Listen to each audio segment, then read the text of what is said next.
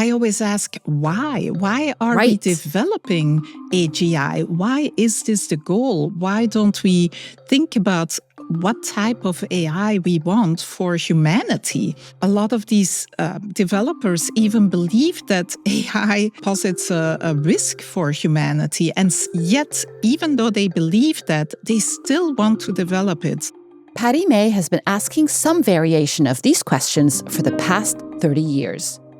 While companies pour billions of dollars into the elusive pursuit of artificial general intelligence, AGI, Pattie wants to rethink our approach. Is AI that's as smart or even smarter than humans what we really need? Or should we redirect and focus on how AI can augment us? AI is already and will definitely impact everybody in a major way. And so we cannot leave it just up to Silicon Valley or entrepreneurs and engineers to decide what kind of future with AI we want. Pattie is a legend in the field of AI. Originally from Belgium, she moved to the US and set roots at MIT in the 80s and 90s, where she was often the only woman in the room. She's now a professor at the MIT Media Lab, and there she leads the Fluid Interfaces Research Group and co-leads a brand new program at MIT called AHA, short for Advancing Humans with AI. I've known Pattie for years. Her research group at MIT recently published a news-breaking study exploring whether people's use of, and in some cases dependency on AI, could lead to a decline in their ability to think critically. Pattie is exploring the impact of AI on humanity, and I'm so excited to share my conversation with her. We talk about what it means to benchmark human flourishing, the future of AI interfaces, and the risks in commercializing conversational AI.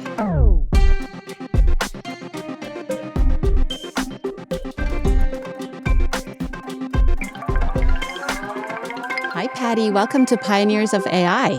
Pleasure to be here. I am so excited for our conversation. I have gotten to see your work firsthand at MIT Media Lab back when I was a postdoc there, and I'm a huge fan.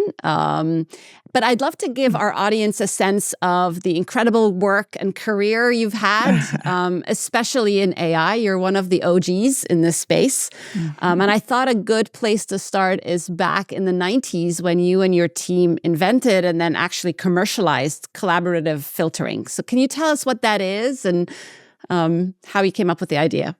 Back when I became sort of a faculty member at the MIT Media Lab, I was motivated to use AI technologies to benefit people, basically. And I became a mom in '94, and I had a very busy life, was trying to take care of a million things and so on. And so I thought, well, maybe computers could help me make my life a little bit easier. So we invented actually, at that time, software agents, believe it or not. In 94, I wrote my first paper about that we need to build software agents that help us with task overload and information overload and just help us keep track of all of these different things. And basically, AI, what we call AI agents today, right? Yes. Right. So we were a little bit too early. But yeah, so one of the things that I was curious about and that my team was curious about was could AI systems and could computers really help us with finding information, finding media like books and movies that we may be interested in. And so we figured that we could actually build a system that would exploit the taste of other people in a way, or would sort of spread word of mouth among people that have similar taste to help them find things that they may be interested in. So we called that collaborative filtering because basically you are benefiting from other people, sort of, and a sort of implicit collaboration between people to find things that you may want to look at or read or listen to. Would you also say that one of the maybe unintended consequences of these types of algorithms is that people can get stuck in their echo chambers or their little bubbles? Yeah? Yes, totally. We did anticipate that, believe it or not. And we always recommended that a recommendation system should not just give you what you like or more stuff like what you like, but that it should also, for example, tell you how rare your taste is or how out there compared to other people, or that it should also give you things that you currently don't seem to be interested in, just to help you explore different things from what you are already interested in.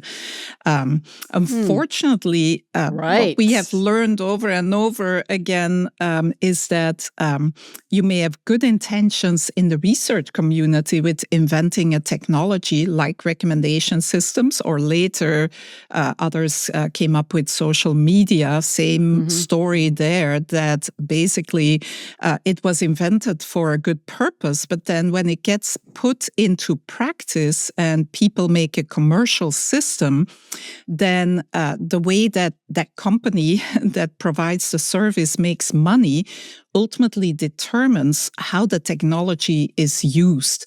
And in the case of a lot of media sites, social media sites, and so on, the way, of course, these companies make money is with advertising. And so their incentive is to give you more things that you are likely to click on. And so that indeed leads to people being polarized and sort of drifting towards extremes, really, because, of course, the most extreme information along certain lines is what makes people the most excited and makes it most likely that they will read it or click on it and so on.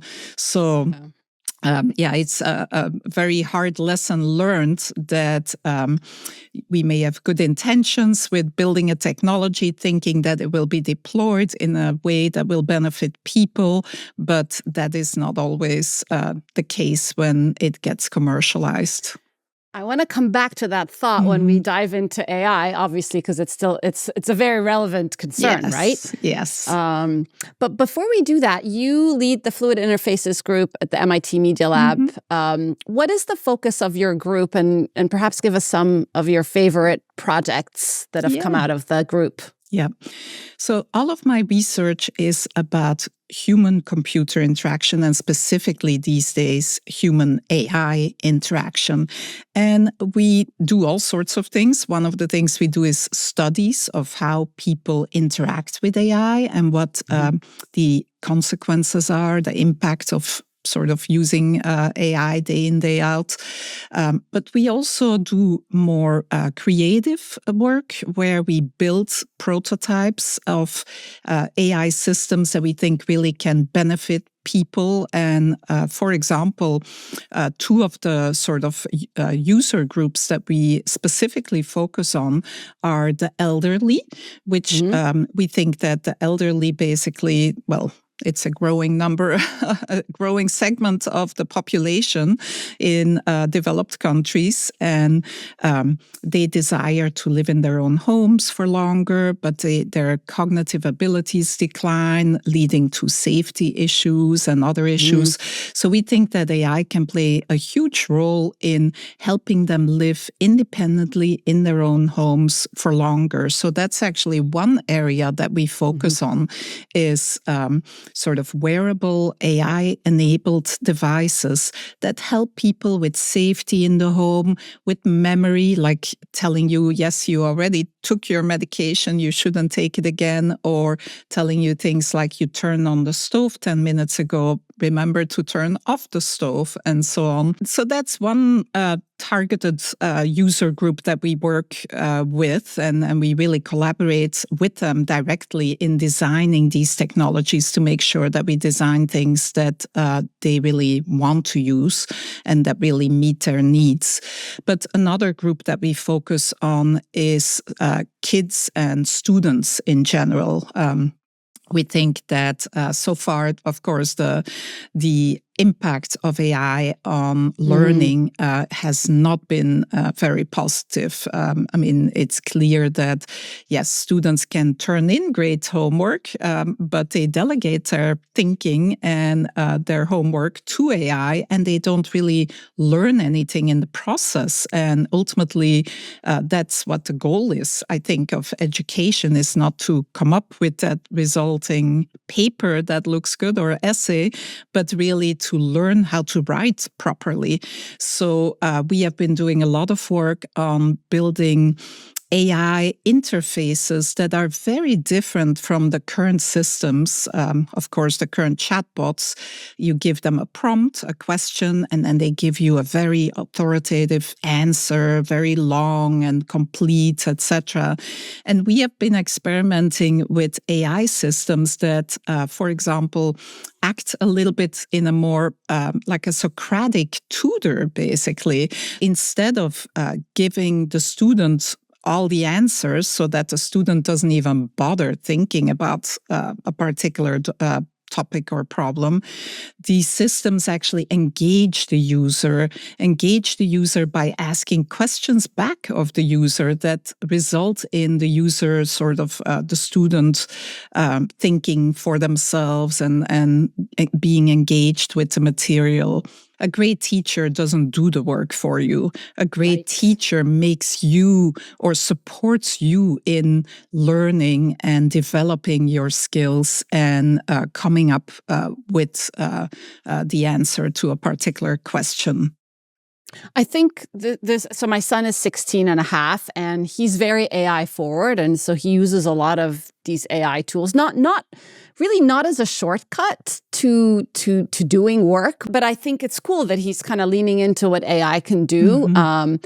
But I agree with you that the current way it's designed, like, I would not want him not to use AI at all. I think it's actually important, and it's cool that he's at the forefront of these technologies and kind of trying to see what their limits are.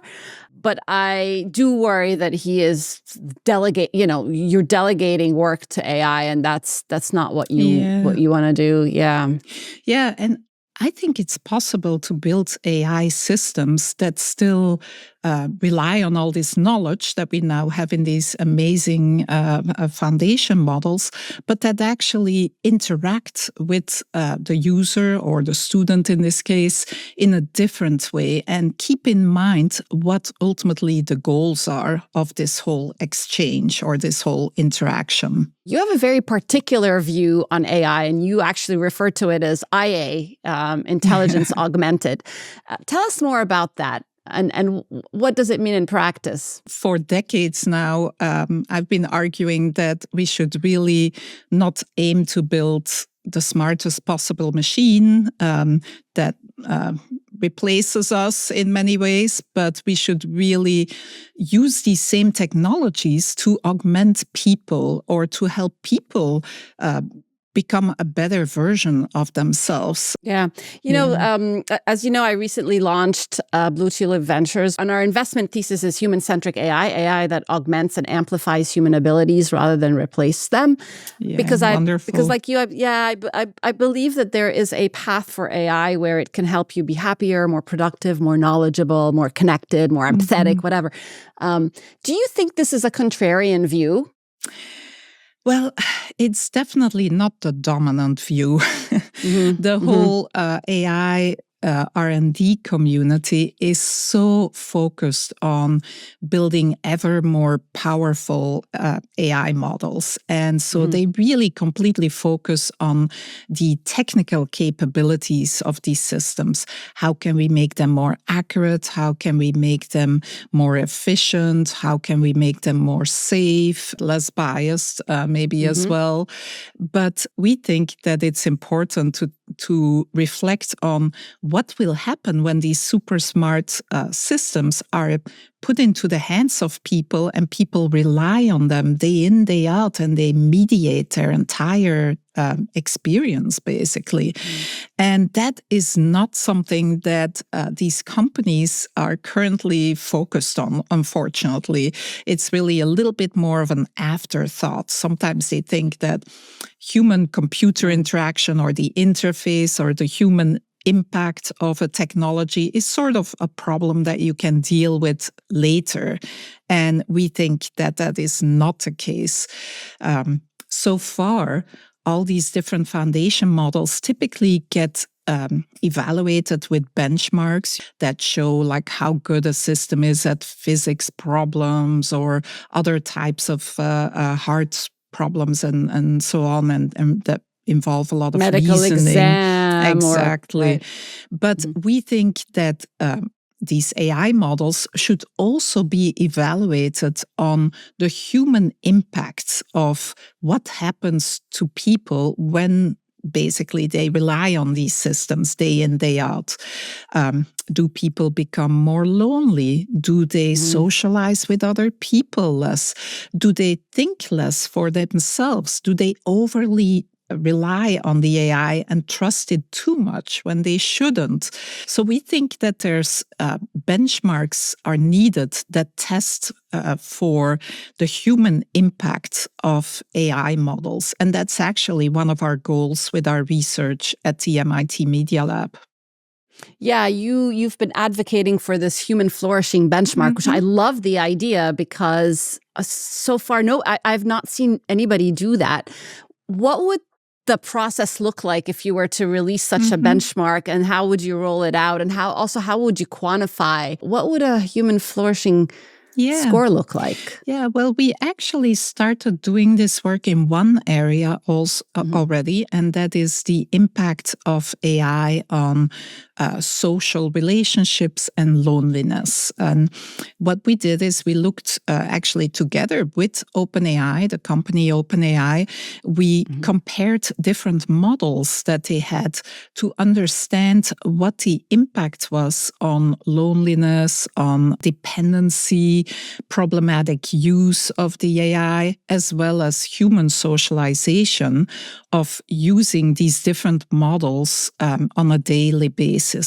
So we can actually either do tests like that with real people. In our case, we had 1,000 people that signed up for this study and were put in a particular condition. They used a particular model and had instructions about maybe what to talk about or not talk about, etc. So we had all these controlled conditions, so we could really evaluate if they did this for a whole month. We could see differences between the different groups, basically, in terms of who becomes more lonely, who socializes less with people, who becomes too dependent on the AI, and so on. What were your findings from the study? So we learned that the people who used these chatbots the most every day for the longest period of time, and they tended to have worse outcomes. They tended to become more lonely, socialize less with other people, also become more dependent on the AI, saying that they couldn't really do without it, and more. Yeah.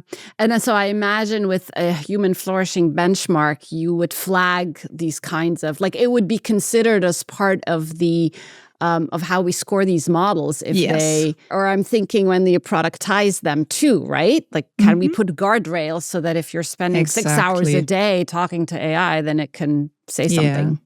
Yeah. So I think that without, of course, impacting people's privacy, that we want to have possibly classifiers like that run in the background that flag the company when there is some behavior or some exchanges that seem to be really problematic. Yeah.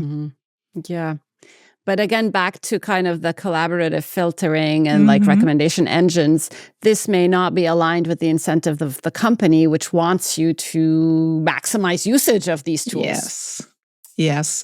Yeah. So we learned with social media that because of the advertising model, that basically the incentives of the company and the user are not aligned. I am worried that with AI, the situation is only going to be worse. With social media, we saw polarization of people, for example, political polarization. But with AI, basically, I think we risk getting bubbles of one, where basically you and your AI keep basically echoing back to one another certain points of view or beliefs and so on, and they can spiral into, basically a domain where of fantasy. There's already a lot of cases about this. I see every day practically. I get an email from one or another person who says that they have seen the light and they are the chosen one, and they have discovered that AI is really sentient, and we have to protect these AIs from being shut down. And so it's really, when people sort of start talking a little bit in that along those lines, often AI really acts like an echo chamber or a mirror, and it starts sort of reinforcing whatever it is that you tell it. So if you tell it that you have some belief that you may be special, then it starts saying, yes, you are actually special. I hope that companies are building guardrails against this kind of really unhealthy patterns of behavior, but it sounds like this is ongoing, right? Yes, I think there's very few guardrails right now, and that is why we believe that we need to come up with these benchmarks and create a lot of buzz and awareness around these human impact or human flourishing with AI types of benchmarks, so that people can say, well, I think I'll use this model rather than that model because this model doesn't have those same possible negative outcomes. Yeah. Now, you've also sounded the alarm around AI. I loved how you worded it. I heard you talk about this at MIT, where you were worried that it would unravel the moral fabric of society, because as we rely more and more on AI, and we're not going to, like, I'll give you an example from my personal life. Like, every time I want to make a recipe, I would sometimes FaceTime my mom. I'm like, Mom, like, here, like, I'm trying to make this thing. How do I do it? And now I'll just go to AI, right, for advice on various, like, big or little things in my life. And if you kind of compound that at the societal level, we're not tapping into each other's friendships and relationships. Indeed.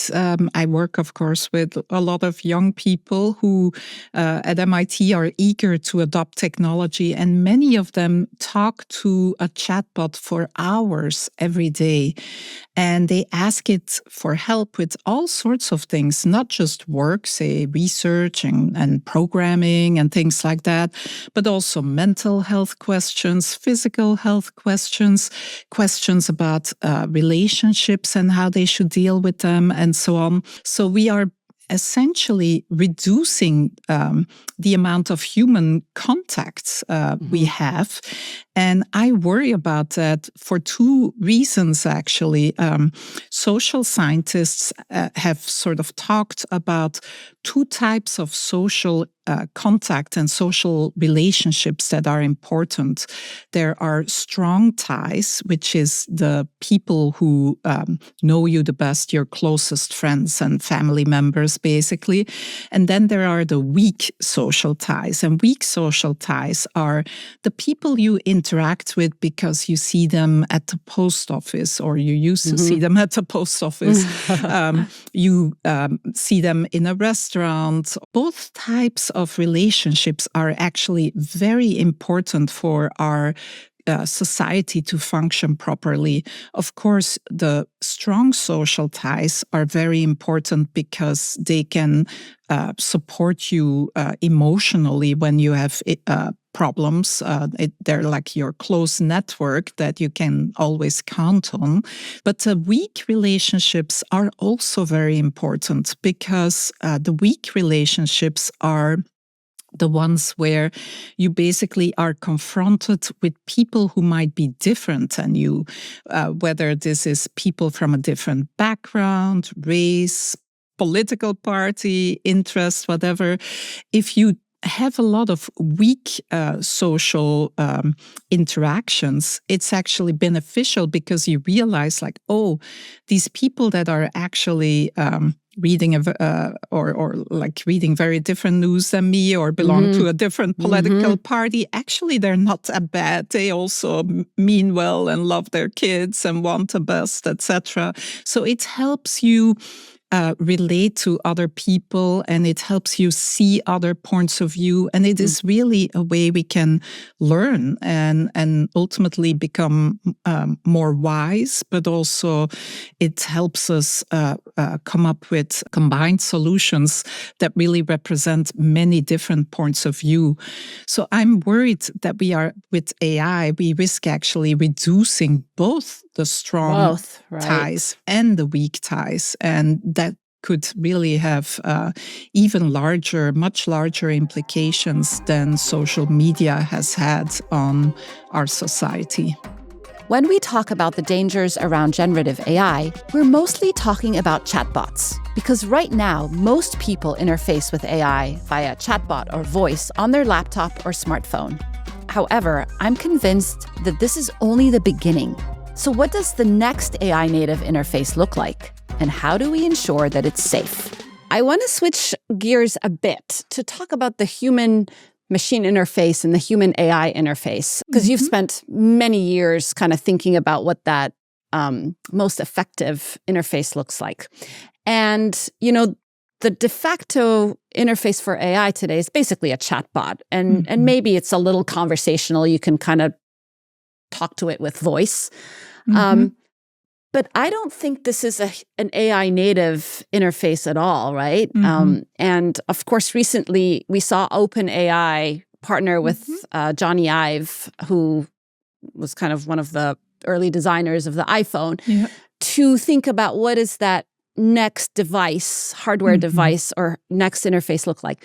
I am so curious, what are your thoughts on what an AI native interface looks like? And I'm curious if you're kind of exploring that space. Yes. Oh, yeah. We are definitely exploring this space for a while already, actually. I do a lot of work on wearable devices, and I've always been frustrated that the dominant device today, the smartphone, is so disruptive. If you want to quickly look up some information because it might be helpful in the context of a conversation or something, you have to completely divert your attention from the other person to open up your phone, find the application, look up the information, read the results, etc.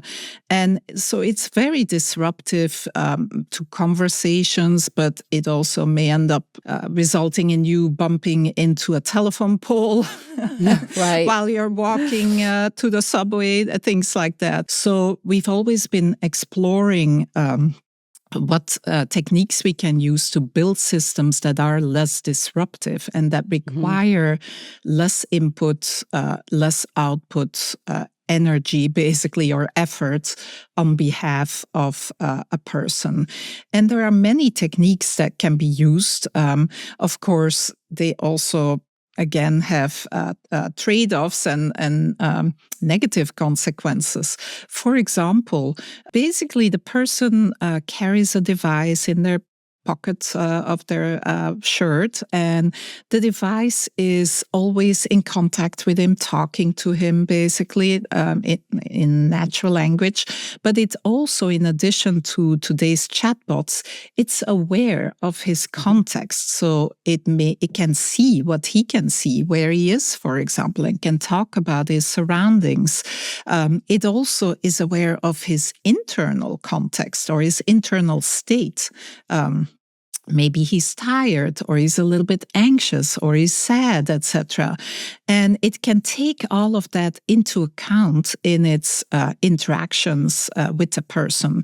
And of course, if you have a system like that that is aware of your context, a system like that doesn't necessarily need much effort to communicate with. It's kind of like a spouse that you've been married to for 20 years, where all you have to do is like wink, and they understand what it is that you mean. You just need that wink instead of a long interaction to communicate. I think that's one sort of direction that these companies are going into, and not just OpenAI, by the way. Really, a lot of all the other companies are doing related work. So mostly, actually, developing glasses. Meta, for example, has for a long time been developing AI-enabled glasses with Ray-Ban, for example, but they have much more sophisticated glasses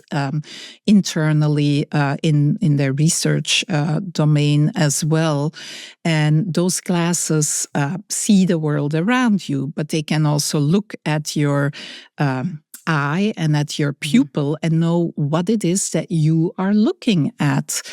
So if a system sees that you are looking at a particular box of cookies or something, and if the system knows, say, that you are allergic to peanuts, it can already anticipate or it can be proactive in its support. So you don't even have to ask it any question. It can just say like, oh, don't touch those. They actually have peanut traces in them. We actually have been building systems of this sort for a long time. We have a system right now, Memoro, that listens to your conversations, but it stores them locally. And then if you forget something, like the name of a person you were just introduced to, you can just say, what is his name again? And the system will say, Robert. So it can basically complement your memory. And in some cases, it can even anticipate your memory needs. We have done experiments in the lab with eye tracking and pupil looking at the pupil of the eyes, and you can actually detect with almost 90% accuracy when a person is not going to remember the name of a person in front of them. So systems that can observe us and observe the environment can be very smart, can be very efficient in terms of being very helpful with very concise answers, actually, that but that are sufficient to trigger your memory. Yeah, so interesting.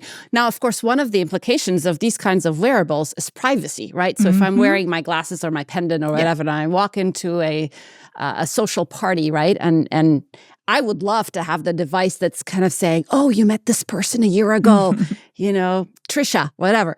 But you're not really consenting all the people you're interacting with. So what do you think is, what are the privacy implications of this? Yes. Yeah, we're actually dealing with that right now because this system, Memoro, we call it, that records conversations to help the elderly with remembering things. The solution that we're using right now is that they literally wear a big button saying, I'm recording. Okay. Another part of the solution is that all of the data is local. Is stored locally rather than in a server. We actually had to implement ways for people to delete memories.